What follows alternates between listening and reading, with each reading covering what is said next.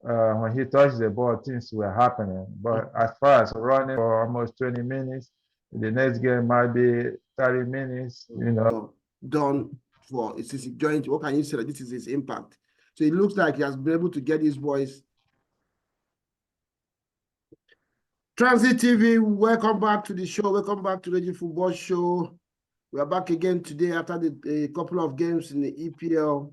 Chelsea playing at home to Fulham, and of course Newcastle hosting City today at home. And these games, of course, we're going to start with Chelsea today. And with me, I have Bados. Bados is back to the show. Bados is back to the show. We're going to find out if Chelsea is still winning the league today.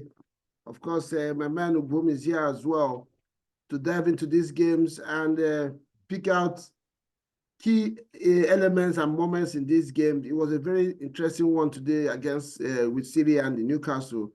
Chelsea, of course, have now won 3 games on the bounce. This is just about the third time, I think, in like 3 or 4 seasons this is going to happen. Is Chelsea getting consistent, or are they going to build from here? Let's find out from Bados today if we believe that Chelsea is still going to win the league. So, guys, you are welcome to the show.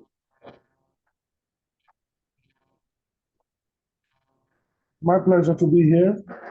Bados, good to see you.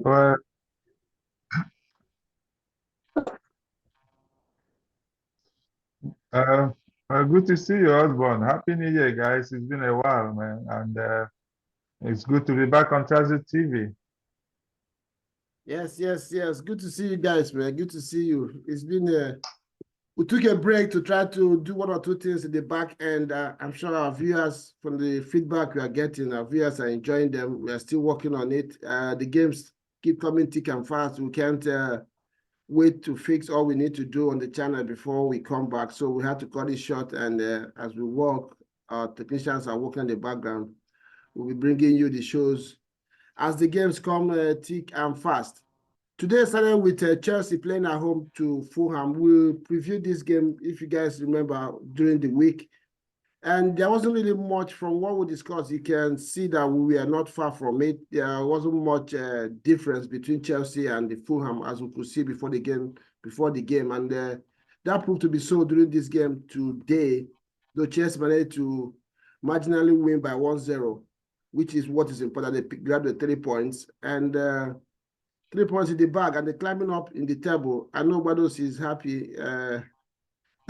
But what's the overall thought about this game? Is Chelsea getting consistent, or do you think there are still things Poch need to fix in the team? Well, I think it's still work in progress. Like you said, 3 points is more important right now for Chelsea than anything. Poch has to me, he still has to fix our defense. And if we can get more clean sheet, that will help a lot. As you can see, we are still grinding. We have to grind and get more points. There's nothing given in the Premier League. It's always you have to fight for every point. Back in few months ago, there were a couple of times, we played very well, but we lost. Today is one of those days we didn't play well, but we got the 3 points, which is more important.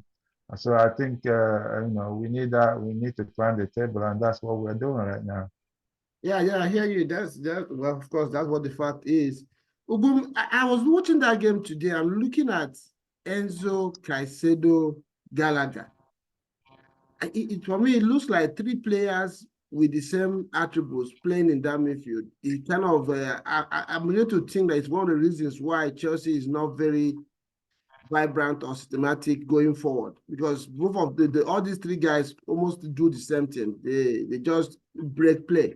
Playing Gallagher in the 10th position, of course, maybe it helps Chelsea press up high, but after that, I don't think it contributes much in terms of creativity or bringing goals or how Chelsea play going forward. What do you think about this combination? Do you think Chelsea should probably go with 2 and play more of Madueke or one of these, even what's his name, even Modric, bring more of attacking players than having these three guys in the midfield. I don't know what your thoughts are on that.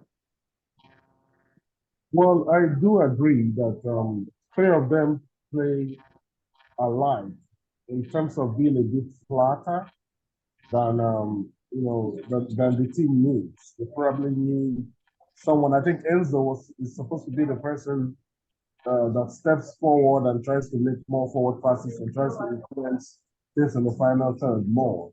But over the past few games, I've seen that even Gallagher does that a bit more now. Enzo used to do that at the beginning of the season. Gallagher is playing a bit closer to the forwards now on the utility. So, you know, I don't want to ask the coach to change something that has worked for him, to giving him 4 wins on the trot. This place you have to be very careful. Am I bringing an Amadueke? Now I think the answer to that question is finally back. And that's Kenny Chukwuemeka. Kenny Chukwuemeka is supposed to play that role, but he's been out injured for a long time. But I saw that he came into the game today with a few minutes left just to kind of get a feel of it. I believe that with him back and with him in back in the full grind of things, they probably, Pochettino probably will drop one of those guys and have Kenny play that role to be able to help the team move forward. I don't know what Bartos thinks about that. Yeah, Bartos, touch base on that issue, because I was looking at that game today. For me, Chelsea looked flat in the midfield, and sometimes it affects even I was beginning to think that Palmer, yes, he got a penalty. Palmer's performance has dropped, and for me, part of it is because the people behind him are not as creative and forward thinking as he is. So sometimes he's operating on a different wavelength compared to Caicedo, Enzo. And I know, like Ugum said, Gaga steps forward sometimes, Enzo does, but how effective are they? They rarely get any end product to what they do going for. They can't get shot on target, they can't get goals, and they can't create goals. So I don't know, they just there breaking play, all three of them, and you can't leave Palm as young as he is on everything to to do for Chelsea going forward. Raheem Sterling operates more on the wings, and we know he's been ridiculous lately. So I don't know what you think about adjusting or taking one of these players out. I mean, there are too many games to be played, so you can tweak it and see what happens going forward.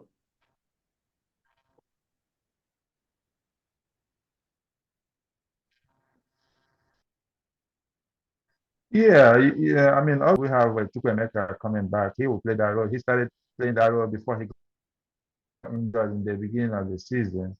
And yeah, you can see between Enzo, Caicedo, and Gallagher, sometimes it's not really working. If you look at their stats and everything, they have more yellow cards than they do assists and goals. So it's not really working. So what I believe Poch is going to do going forward is to I know you can. I mean, once in a while you're going to bench Enzo, so it's going to be Caicedo, Gallagher because of his energy, and then Chukwuemeka and maybe Palmer.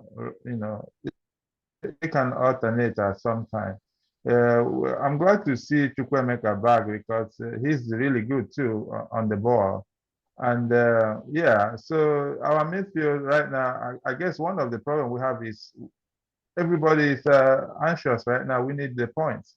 So they don't really click together. For some of the games they're not clicking because of if you can see our last game again, Luton, it showed right there.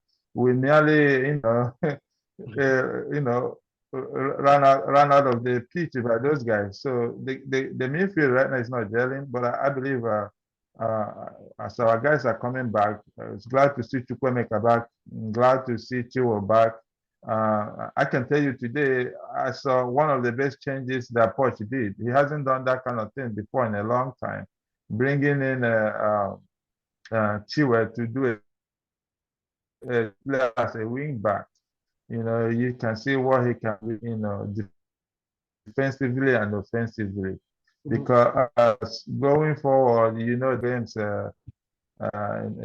he's not really that left back that we really want. But with Chilwell back, I believe that place will be okay.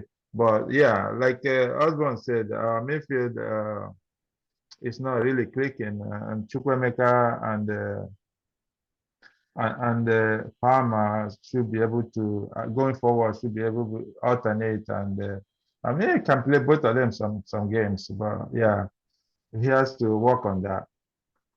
Yeah. Another thing, let's not dwell too much on the negativity. Of course, for Chelsea to have won 3 games on the spin and 4 on the at home on the spin and 4 on a row, they must be doing some things good. And one of the things I identified today was they started the game with a sense of urgency.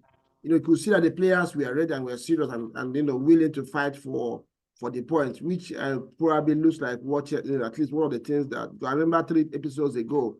I asked the question, what has Poch, done since he joined? What can you say that this is his impact? So it looks like he has been able to get his boys fighting on all fronts and trying to, get the points for the team. But I don't know if you agree with this. And are there any other good things that you think that have been part of Chelsea's, good news, lately? Yes. Cole Palmer. My answer is As Cole far as Palmer. okay. Oh, sorry about that. Should I go on or Yeah, go ahead, go. Yeah. Cole Palmer is my answer, man. What a young man. What a player. You wouldn't believe this young man is a 20, 21, plays like a 25, 26-year-old. Makes very good decisions around the 18-yard box. That's one thing I like about him. He's you cannot predict exactly what he's going to do. Most times he's quite efficient. If he misses a ball, at least you can see what he's trying to do. He doesn't make dumb decisions. He either is looking to pass. This guy's pass that he gave to Sterling to end that penalty today is as good as earning the penalty and as good as scoring the penalty. Right? That pass alone was just crazy. So yeah, Cole Palmer is whoever advised Chelsea within the Chelsea ranks to buy that player deserves a raise. Okay, but so what are the good things that you've noticed about the team that is making them, at least grab these points that they've managed to do lately? Well, I think they are under pressure to climb the table, and like I said, some of the games that we have played, some of them we were winning 2-0 and we ended up drawing the game. Some we were, losing and we tied the game. So there's been a lot of changes because these guys, most of them are new in the league. So all these things going around is helping them to adapt to the Premier League. That even in 94th minute, the game is not over. So you have to make sure that you finish the game and play to the whistle. I don't think you won. By 75th minute, you are 2-0 up, you think you won. No, you've not won it. The Premier League is as tough as anything. So I think that sense of togetherness and that, that pressure to climb the table and based on what they are, these guys are young. They watch, they are connected. They watch TV. They listen to Sky Sports, what people are saying. So that then drives them to play together and try to win games. And that's what they have been doing. And they keep grinding. You can see it. 3 wins in a row. It's keep going. And before you know it, we might even target Europe right there. It's only 6 points from here. So I believe they want to climb the table, and that's what they are doing.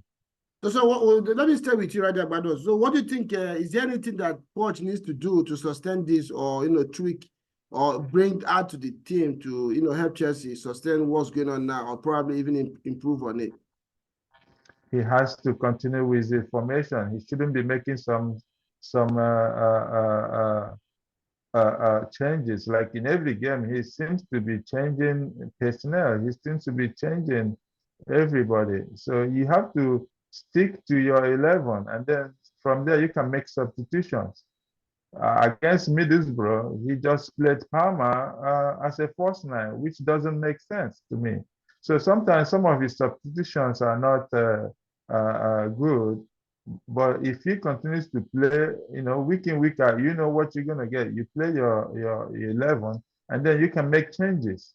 But sometimes coach will just change 6 players or even 7 players in a game, and that's not good for the team because there are players that play better with other players.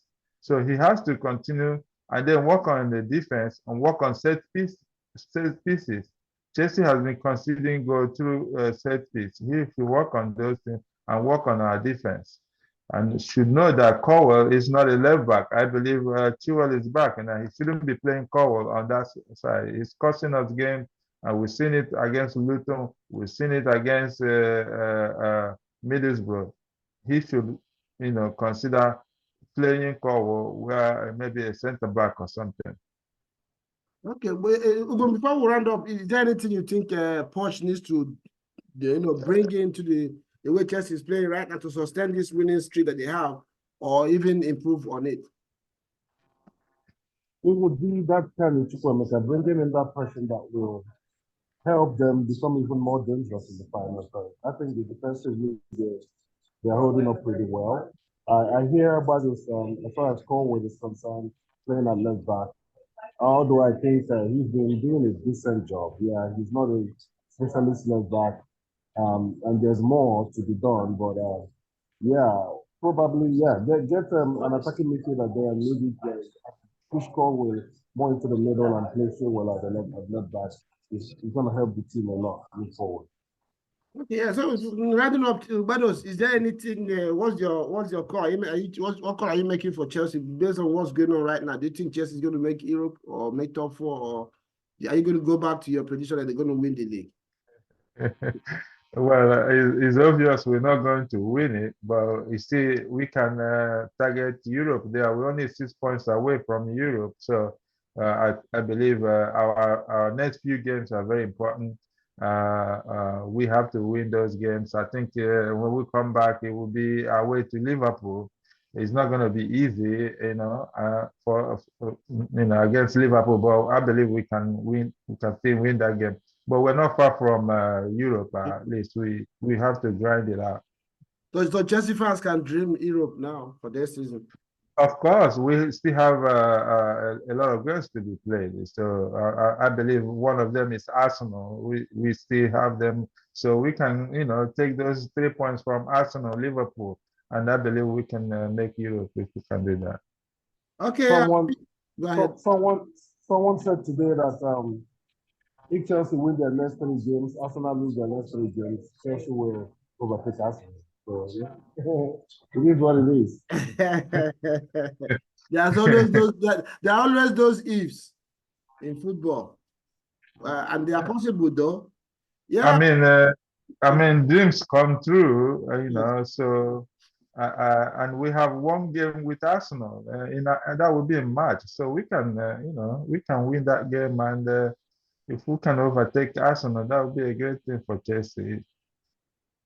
Yeah, that's true for sure. Yeah, Avia, don't forget to hit the like button and subscribe to the channel if you have not done so. On our road to 5,000 subscribers, we're still banking on you to achieve that. Now we move on to City. They traveled to Newcastle today on a very, very important game. Newcastle have been a very disappointing side lately in the league. In fact, in all fronts.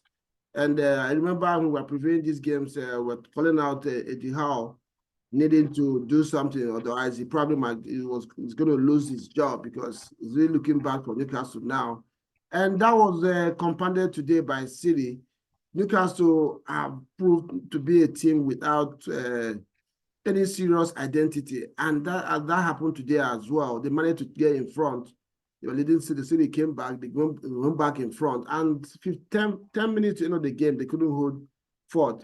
City came back, equalized this game with the of course immediate impact of Kevin De Bruyne, and managed to grab the win at the injury time in the game. And I think this has put Newcastle in a very bad situation right now. They are going further and further down the table.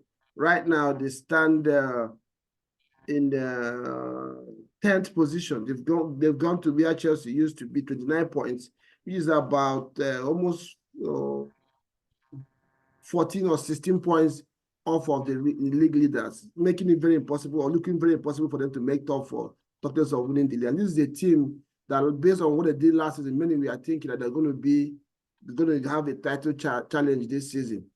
Right now, City is gone second on the table behind Newcastle, behind Liverpool, 2 points behind Liverpool, 1 point ahead of Aston Villa, and 3 points ahead of Arsenal. Arsenal is 1 point ahead of Tottenham. So top five looking very tight right there. Everybody has played exactly the same number of games, 20 games, all the top 8 teams. And so we're going to look at that game right now. I don't know if you guys watched the game. It was a very interesting one, very intense game. And we won that. I thought that Newcastle didn't manage very well. They allowed themselves to be dragged into a high-tempo game by City because City needed to do something drastic to get back into the game. Newcastle failed to utilize their lead and lost it and went home with, of course, 0 points today. But I don't know if you saw that game and what you think about the game. Amazing game, incredible game. This is a good advert for the EPL. Again, like you said, I think Newcastle mismanaged the game. I thought they were going to get something from that game. For them to not have gotten something is quite a travesty. But having said that, City showed why they are champions and showed why they are the most dangerous side of the division. They have tools from all over the place, and you can imagine the game winner was a little boy just gotten put in the team from the academy. And the way he kicked that goal was crazy as well. So you witnessed the comeback of Kevin De Bruyne. We know who Kevin De Bruyne is. We know what he brings to the table. He did what he does. He's been doing for years. So there are levels to this thing, like I put on social media. Some players are just more than players and better than others. So that's what happened to Newcastle today. A word for Newcastle, they were reading by injury. If you look at their bench had mostly veteran defenders and just youth team players in the forward positions. They've had a lot of injuries and so finally towards the end of the game, they tired out and it was a problem continuing to. But it was a great advert for in this program. Yeah, but I don't know if you watched the game. There's something that I saw in the game that I kind of hold Eddie Howe accountable. City was pounding this pressure on Newcastle, and I think at some point, Potato said, what's his name, Isaac. I'm not sure how to 10 touches on the ball in the second half. And you could see that he was tired. He couldn't do nothing. He couldn't offer Newcastle anything. He couldn't press City. He couldn't, make any effort. On the other hand, Pep Guardiola brought in, like Ugum said, a 17-year-old boy. I know that Newcastle have injury problems. Couldn't he have found somebody on the bench to say, hey, come, I'm not expecting you to go there to score any goals. Just make sure that these guys don't attack us. Or when we get an athlete, give us an athlete to at least push up the table than have an Isaac that couldn't offer nothing. You could say he was very, very tired and was a kind of a short one to the team. They should be disappointed. Newcastle should be disappointed. I thought they should have gotten something from this game.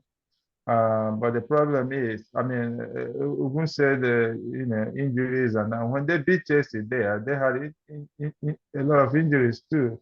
They have a lot of injured players, so injury has nothing to do with it. They were up 2-1, and what did they do? They start back. They were in the first half. They were able to bypass the City press with long ball. So when they got their 2-1, I thought they went back to what you were saying last show, that Eddie Howe likes to pack the bus when you know what I mean? So when they got the 2-1, they should have, continued to press City, but they didn't. at some point, City had like 80% possession. Yeah. How are you you're not gonna last when City is pounding and pressing you high. So sooner or later, they're gonna find their goal. And what happened when De Bruyne came in and I think it was the 68th minute, everything changed and their goal was easy. I don't know why, it was so easy, and that's how everything changed.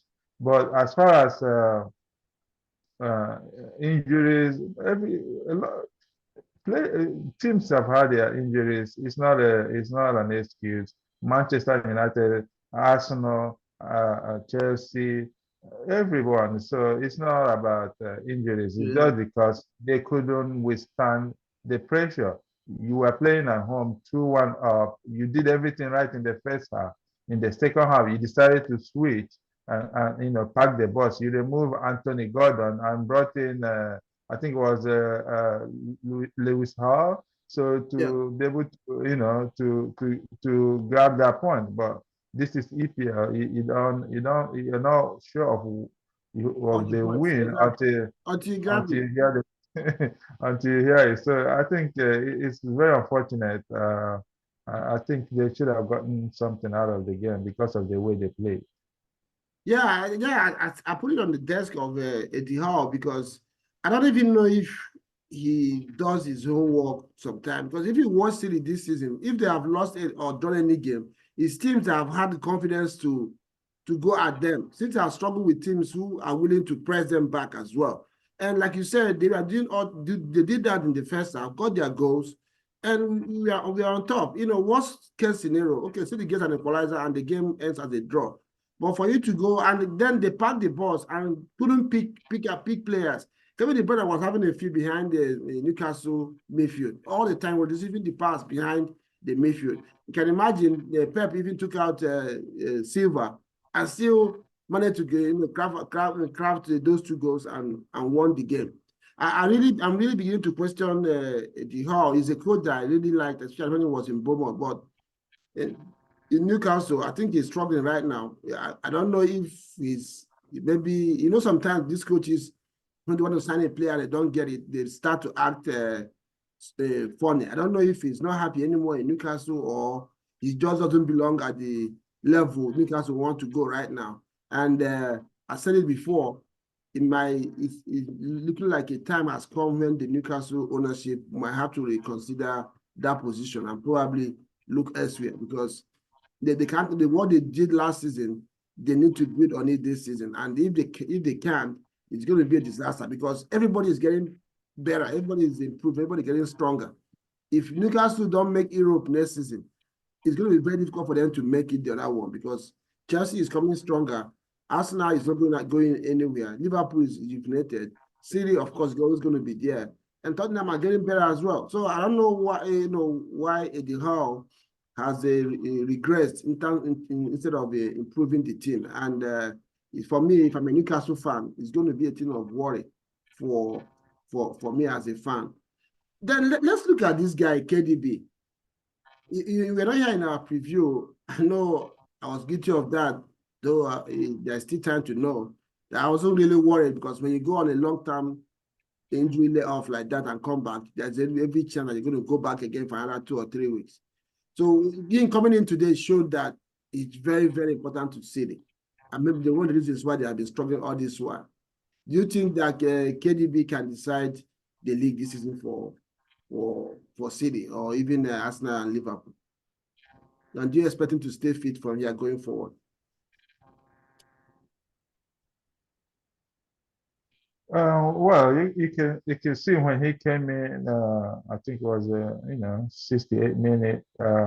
He's not that fit, but because of his touches and his sense of football, he was able to cut in here and there. Well, he's not fit, but he was able to penetrate and give those passes. I think he should build on it. But as far as playing 90 minutes, he's not ready yet. I watched him. He was a very lethargic a little bit, but you could see when he touched the ball, things were happening. But as far as running for 90 minutes, he's not there yet. They should build on it. I believe Pep will give him more time. Today he played for almost 20 minutes. The next game might be 30 minutes. You know, gradually he will build his stamina and his strength back. But as far as the title uh, is concerned, they need him. They need him. Even in the Champions League, they need him. They really need him. You could see when he came in, it was Rodri to KDB. The next thing, the ball was in the back of the net. There are players like that. You can't change it. No matter how you try to replace them, it's hard to find somebody that can do that role very well. When we sold Hazard, we're still finding it difficult to find somebody that can take on 5, 6 players and still don't lose the ball. So there are players like that. They need him to win the title. They need KDB. There's no question about that. Yeah, that means City needs him to stay fit, and if he doesn't, there is going to be a problem for them because unfortunately, even before the injury came, if you remember, he was, of course, 32 years now. He's no longer a young player. He's not going to give you that burst of energy anymore. And I don't know how Pep is going to do that because it shows that without KDB and Rodri, City tend to struggle a lot in games. So I don't know how they're going to keep him fit. I hope they don't as an Arsenal fan, but for the game, of course, KDB needs to be in the game because you saw what he can bring and he brought it today and changed the destiny or the route that game went. And Newcastle will only go home today and watch and find out how KDB stole 3 points from them today. Ugu, we're about to round up. I was just talking to Wados about KDB. It looks like do you think it's going to be a deciding factor if Pep and his guys are going to win the league this season? He's going to be a he's capable of being a deciding factor, if I may put it that way. Yeah. But I don't know whether he will be a deciding factor considering his level of fitness. Yeah. And considering what the opponents will bring to the table. But as for what he's able to do, he's already won them 3 points today. Yeah, and that's a very precious, very important 3 points. So if he does that for another 6, 7 games, you can imagine that they'll be in a very strong position. So yeah, he's very capable. It depends on fitness, depends on how other teams are able to take advantage of when he's not on the field, because he's not going to be playing 90 minutes for them, every game moving forward. Yeah, guys. Don't forget to hit the like button, subscribe to this channel if you have not done so, and get busy in the comment section and let us know what you think about these games, the key elements, and look out for our team of the week dropping tomorrow. And maybe Bados will be on that show to look at the 11 best 11 for the weekend. That show will be a weekly show on the channel going forward. But I don't know if you have anything to close before we round up. Osborne? Well, I watched your last podcast. I wasn't there, and then you were asking your guest, can or will Arsenal win the league? I'm like, why are you asking that question? The answer should be, why wouldn't Arsenal win the league? They were supposed to win it last season, and they bottled it.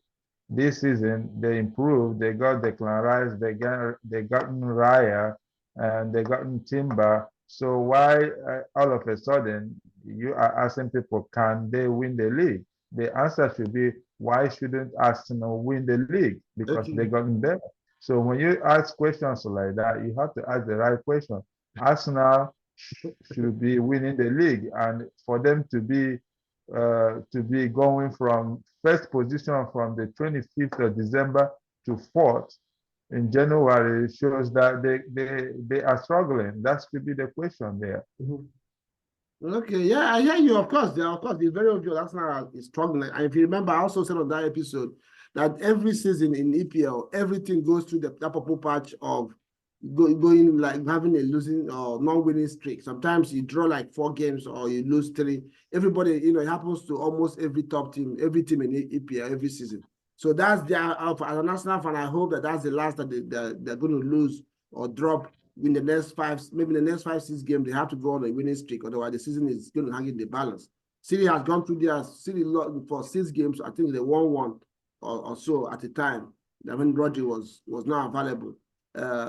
What their name? Tottenham has had the same problem as well this season. They have gone through theirs. Chelsea have been on it for a long time.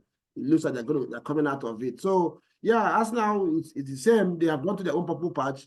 And one can only hope that it's just 3 points between them and Liverpool. And they're still going to play Liverpool in the league, like you said. Chelsea is going to play Arsenal. They're still going to play the City. So it's still up for grabs. They can win it. But like I said, if you're in the episode, it all depends on how they apply themselves. I think there's no need for Arsenal, the fans, the players, or anybody to panic. They're still there to be grabbed. It's just that, and they are creating chances. They're not really doing anything bad. It's just that the players are not confident in front of goal or settled in taking their chances. Probably they're overthinking it. So, and these things happen sometimes. Players just go out of form. So yeah. What you said is right, but at the same time, it's football. Anything could happen. So I don't know. Rounding up, do you want to mention anything on that? What I have to say about that is, I don't agree that Arsenal should be winning the league, a league that you have Manchester City in. Right? It's easy to just say these things and throw them out there. A league that has Manchester City in, you give everybody 0 points to start. Manchester City should be winning the league. That's more categorical, right? Arsenal should be contending to win the league. Whether they've improved or not based on last year's performance, first of all, at the beginning of last year, the prediction was that Arsenal will struggle to even make top 6. They went on a run. They overplayed, actually. They how would I put it now? They surpassed expectations and got into a position where everybody thought, ooh, you actually have a chance to win this league if you stay consistent. Now, things happened, and Manchester City came back, did what they usually do, and they won the league. Now, the narrative became that Arsenal bottled it. Somebody that you didn't predict, somebody you predicted top 6 out of top 6, suddenly bottled the league because they surpassed your expectations. Now we're talking about Arsenal should win it to win the league. You see, all those things are just narratives. Arsenal are where they are now. Put them side by side with Manchester City. Manchester City are still miles ahead, right? To win the league. So let them continue on the trajectory, continue to play hard. And I believe in a season or two, we'll be at a point where I can say Arsenal should win the league from day one, right? Right now, they are not there yet, right? Maybe for another day, I would like us to discuss this particular topic of where the teams, different clubs are. I think we need to do the big in their processes, because what I see a lot of narratives flying around, especially around Arsenal. And we need to discuss City. We need to discuss FFP. I'm hearing that Newcastle right now cannot even afford. Newcastle, with all the Saudi Arabian money in the bank, FFP will not let them buy a forward or sign a player without selling, right? So FFP is now biting everyone, perhaps except City, because City got a head start, right? Before FFP set in, they spent millions of money to buy the best players around. Their youth setup still, even up till now, their youth setup still attracts the best players, right? That's why you see their youth players coming into the main team and thriving on the go. Anyway, it's a discussion for another day. Yeah. I think you made a point there. We will look at that. Yeah, guys, thank you for staying with us. Ubum, thanks again one more time as usual. Stopping by. And we're looking at these games. We look forward to the game tomorrow. United against at home to Tottenham Hotspur. That one also looks to be an exciting game because both teams need to consolidate their position on the table and even do better. If Tottenham manages to win tomorrow, the gap above Arsenal will drop to 5th. So that will be an interesting result to have. So we'll look forward to that game tomorrow. And we go from there. Thank you guys for staying with us. Edugum, thanks for stopping by. And ciao. Thank you, sir.